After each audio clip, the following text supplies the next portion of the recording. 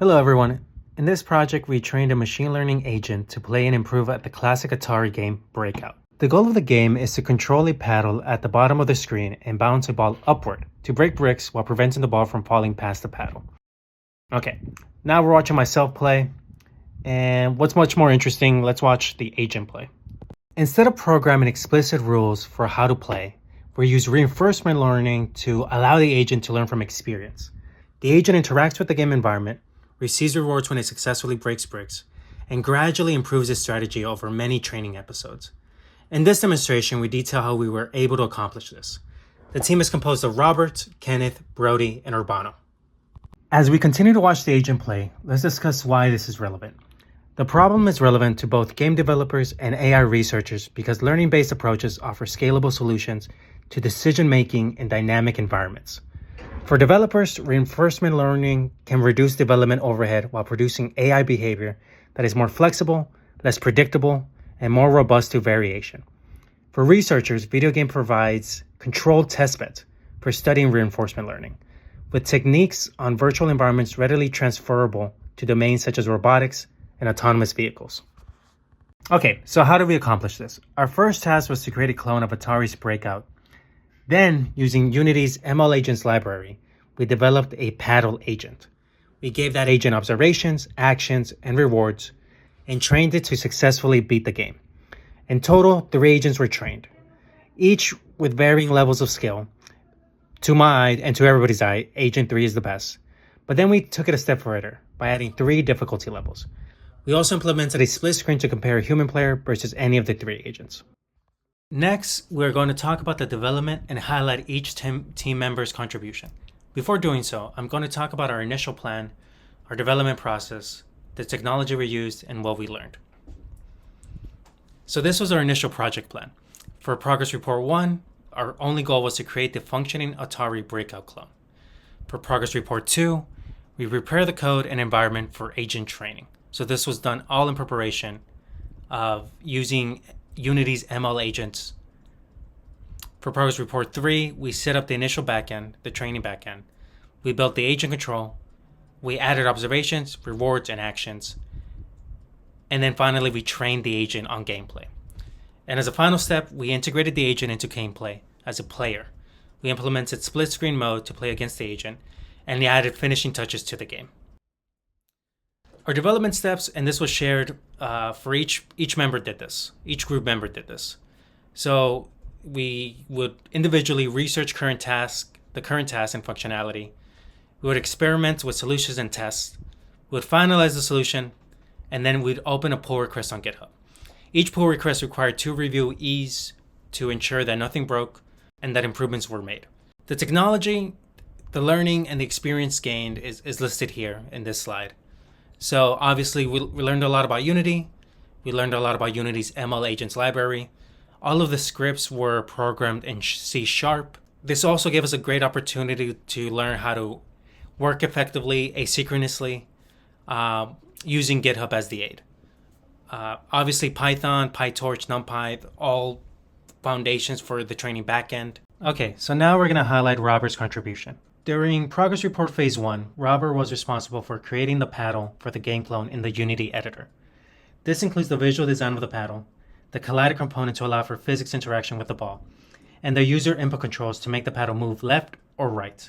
The original collider component ended up conflicting with the ball's physics and actually had to be replaced with a different type of collider. In Progress Report Phase 2, Robert created a flag system to indicate whether the game was in play mode or in training mode within the Unity editor.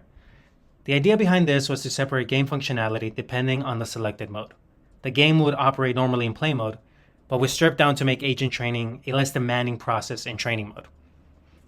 These changes include removing the original restart button, automatically launching the ball, and automatically resetting the ball in paddle positions after every round of the game, after every training episode. In Progress Report Phase 3, Robert was responsible for training the neural network to play the game. This work was done in both the Unity editor, but also running the Python training backend with PyTorch and NumPy. While the groundwork was laid out for training already, some changes had to be made to the agent's observations and the reward structure for reinforcement learning, as well as the parameters in the training configuration file. In addition to Urbano's agent observations and observation of the ball's position, relative to the paddles was added during training. Agent rewarding was adjusted to not penalize but reward extra movement, as it seemed to help get the agent moving out of the center of the play space when the ball was at the far edges. An extra reward was added to Brody's reward setup to help the agent track and follow the ball better. This reward was given based on the paddle's proximity to the ball's position. Being closer to the ball's position gave a greater reward and encouraged better tracking. During agent training, 3 agents were trained based on these observations and rewards. The speed of the ball and length of training sessions were adjusted for each agent in order to create varying levels of skill between them. The first model was trained at a very slow ball speed and a training session length of 500,000 steps. The second model was trained on a moderate ball speed and a training session length of 1,000,000 steps. The third model was trained on a quick ball speed and a training session length of 2,000,000 steps. This is why Agent 3 performed better. In the final phase, Robert was responsible for implementing the trained agents into the game within the Unity editor. Additionally, he added an exit game button to the main menu and added the ability to exit gameplay to the main menu upon pressing the escape key. He also added visual indicators of remaining balls or lives and the player's current score. Okay, so now we're going to highlight Brody's contribution. In the first phase of the project, Brody implemented the customizable level generator. So these are the bricks. Instead of manually placing all the bricks inside Unity, he made a generator which has parameters which can be changed, whether it be the brick color, brick size, amount of bricks in a row, or amount of bricks in a column. This really allowed us to test out which combination of parameters looked and worked best for what the team was going for. For the second part of the project, he focused more on debugging certain issues that were causing headaches. The first was the double bouncing issue, which on the surface is innocuous, but considering that the agent would be rewarded per bounce, it could lead to reward hacking. The solution, after much trial and error, was altering the paddle geometry and implementing a cooldown for registering the paddle hits to prevent double hits from registering and to prevent the possibility of an agent trapping the ball on the side of the wall. For the third phase, he began working on training the agent. He began creating the basic reward system which would be used for training, which would give rewards for the ball hitting the paddle, breaking a brick, or winning. There would be reward penalties for losing, as well as a small one for time passing to prevent it from going on forever. Brody then proceeded to run 500,000 iteration training run, and at the time he saw that the last 100,000 iterations received more rewards than the prior ones. This improvement did not scale for Robert, so he implemented a reward for the paddle being near the ball. For the final phase, Brody implemented a basic difficulty selection system in the menu such that selecting easy gives both the player and the agent a larger paddle and a slower ball. And as difficulty goes up, the paddle shrinks and the ball gets quicker. Okay, so now we highlight Kenneth's contribution. Kenneth's main contribution was adding a game manager that controlled how the game worked between scene reloads and when the game was lost.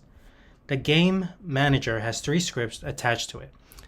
A play loop that serves up UI, a score component that keeps track of scores and number of wins and losses, and an observer that interacts with components of the game scene.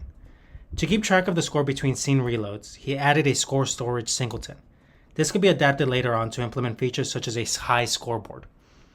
The game manager component was scalable to split screenplay with the addition of a match manager component that isn't shown here, but it essentially mediates communication between the 2 game managers. Kenneth also helped make the main menu game scene, which consists of a main menu that navigates the 2 other menus for solo play and split screenplay. The match menus allow the player to select the difficulty, which Brody helped implement, as well as who is playing on the screen. The singleton pattern was useful again for making a configuration manager that stores the user's selections between scene reloads, specifically loading the 2 game scenes from the main menu scene. This slide is showing how the player gets selected from the UI. Then the game manager, specifically the play loop script in the middle of the screenshot, is first reading the selection from the game config manager singleton, and then the selection gets loaded into the paddle agent. For loading an agent, we use an ML agents function called setModel that lets you load different AI model assets. Most recently, he worked with Robert to bring up a new restart menu when all lives in the game are lost. This lets the user either start over or navigate back to the main menu. Kenneth also helped a little bit with getting us started with ML agents. This screenshot shows a README markdown he added to our repo for installing and getting started with ML agents. Okay, so now let's talk about Urbano's contribution. So that's me, I'm Urbano. So in phase 1, I created the game boundaries and ball sprites. I coded and finalized the ball dynamics to match Atari's Breakout. And I adjusted the ball and paddle dimensions and colors. So that I'm really proud of. So if you look at the sort of the colors dimensions, the dimensions of the paddle, ball, bricks, and the color scheme. So that was all done in phase one. The other thing I mentioned as part of my contribution in phase one was the ball and the ball dynamics. So initially, I was hoping that we could just rely on physics, but that's not really how Atari's game worked. What makes a game fun is that you give the player some control over what happens, right? So what you want is, and this is how Atari's Breakout actually worked. The ball direction is dependent upon where it hits the paddle. So yeah, as you can look at the code, essentially what I do is I calculate the contact point, and then that determines the new direction of the ball. Alrighty, so moving on to phase two, I adjusted dimensions refactored brick generator. The goal of that was to add top padding for the score and the other gameplay stats. Essentially, I adjusted the dimensions of where the bricks lay initially. And then I also added a step counter, which would count the paddle and ball collisions. We didn't end up using this, but the idea was that we would prevent the agent from just continuously making paddle and ball collisions, receiving rewards, but never actually ending the game. So that was the initial thought. Again, we didn't end up using that, but this was all prep work in preparation for actually training the agent in phase three. So moving on to phase three. So phase three was a big one for me. Essentially, what I did is I got the team started with the paddle agent script. There, I defined the actions available to the agent. I defined initial observations, which are further improved and optimized by Robert. My goal in phase three was to write up the paddle agent, implement actions, implement basic observations, and implement basic rewards so that we could get started training. And one big goal of in phase three was to get this out as quickly as possible so that we had enough time to actually train the agents and get them to perform and complete the game, clear all the bricks. Okay, so phase four, the final push. So in phase four, my main contribution was this final demonstration video that you're watching now. And other than that, my job was to review pull requests and try to find bugs.